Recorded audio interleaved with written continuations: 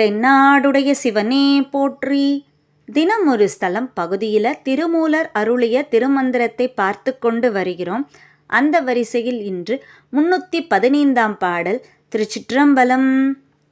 விண்ணினின் உள்ளே விளைந்த விளங்கனி கண்ணினின் உள்ளே கலந்தங்கிருந்தது மண்ணினின் உள்ளே மதித்து மதித்து நின்று எண்ணிலி எழுதி இளைந்து விட்டாரே.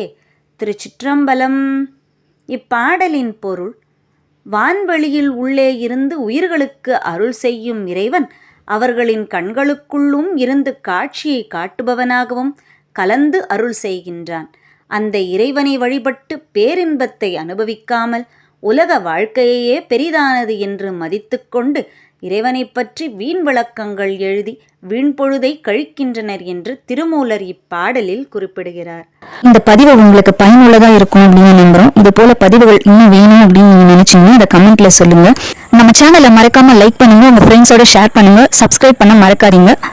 மீண்டும் சந்திப்போம். திருச்சிற்றம்பலம்.